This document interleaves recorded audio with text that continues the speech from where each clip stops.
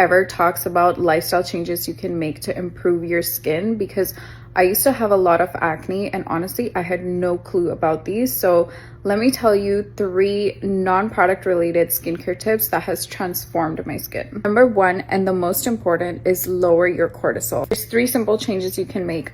Don't look at your phone as soon as you wake up. Drink your coffee after breakfast. And number 3, cut out high intensity workouts just temporarily until your cortisol levels come down. You can do yoga and Pilates. Second thing is blood sugar imbalance. I had no clue about this, and the fact that it can actually cause inflammation on my skin, like, why doesn't anyone talk about it? Gist of it is to include fats, proteins, and fiber in your diet, along with the carbs, to keep your blood sugar balanced. High blood sugar causes inflammation, which then causes an overproduction of sebum, which then causes acne. The last one is to eat more whole foods, because nowadays we have a lot of things like protein bars, protein powders. Our body actually needs full nutrition from fruits and vegetables and grains. So I will eat at least 1 meal a day that is made out of whole foods. And I've been sharing a lot of recipes on my page that you can check out as well. Once you implement these habits into your routine consistently,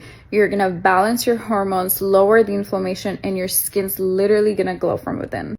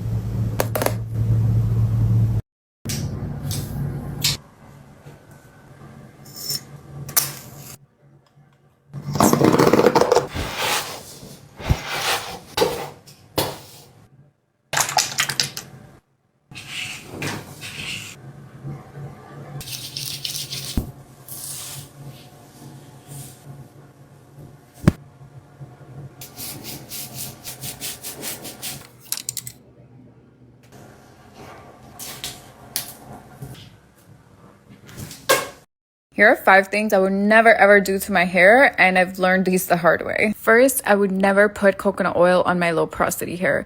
If you've ever applied coconut oil and your hair feels really hard and crunchy, most likely it's because you have low porosity hair. Second, I would never use these elastic bands on my hair because they cause a lot of breakage. Third is brushing my hair from top to bottom. If you do this, you're literally asking for hair loss. Fourth is I would never miss washing my hairbrushes and hair clips because it can cause a lot of dandruff and greasiness.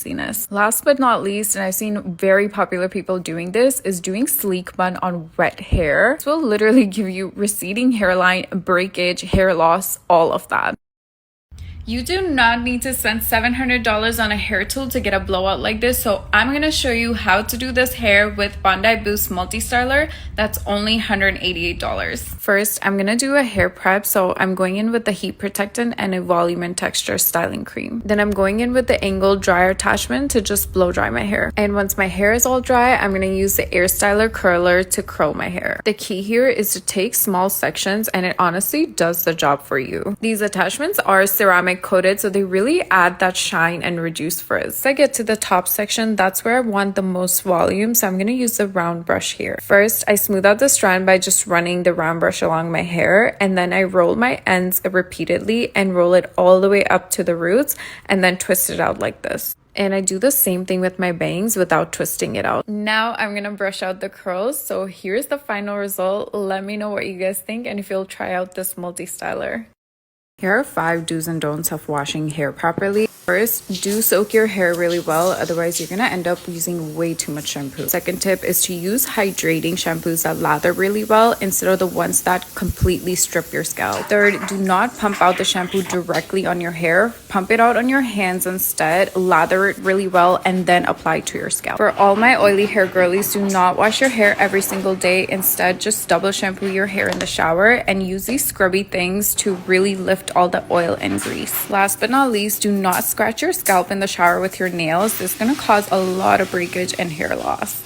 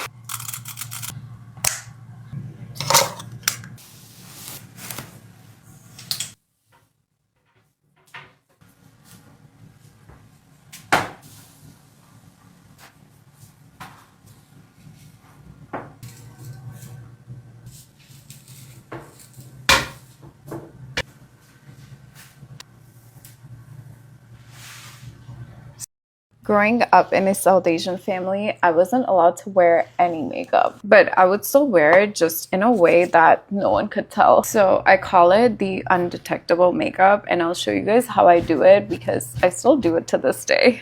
First, I'm starting out with this NARS Pot Concealer. This has really high coverage, but it almost disappears on the skin. And then I'm going in with a skin tint to even everything out. The undertone of this blush is so natural. It literally looks like you're blushing from within. Same thing with the highlighter. It gives that glow from within effect. And I also use it in the inner corners of my eyes to brighten it up. For my mascara, I used a really light brown shade. And for my eyeliner, I actually used my brow pencil because it has this cool tone shade that contours my eyes really well without making it obvious. I love glossy lips, but I didn't want to make it so obvious, so I use this NYX lip oil and it gave me that shine without over glossiness.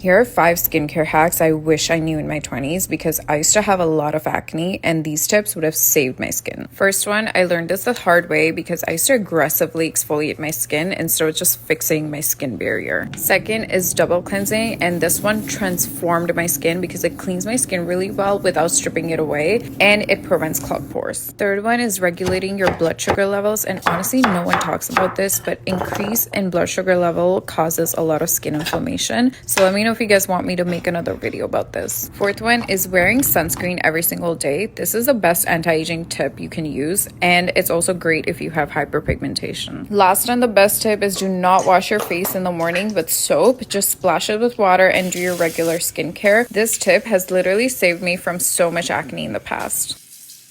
Come with me for a whole week of pre-vacation prep. First stop is for my hair. I really needed a haircut because my hair was just getting so long. And no matter how much I style it, it all gets weighed down and looks really flat. So I really needed all the layers and the bounce back. Next stop, we're getting a facial because usually when I travel, my skin gets really dehydrated and I don't want my eczema to flare up. So I go to Riju Clinic to get a laser treatment. It really helps to calm my skin down and deeply hydrates it. Next one is a scalp treatment with Aveda. This is actually my first time doing this. I've never done this before, but I really loved how it detoxified my scalp and at the same time it felt so hydrated. With all the heat styling and sitting under the sun, I feel like this treatment is worth it before going on vacation. The last stop is getting my nails done, and I was actually gonna get a design on my nails, but my usual nail artist quit his job. I was so sad. So to stay safe, I just did a simple French mani with a little bit of color and called it a day.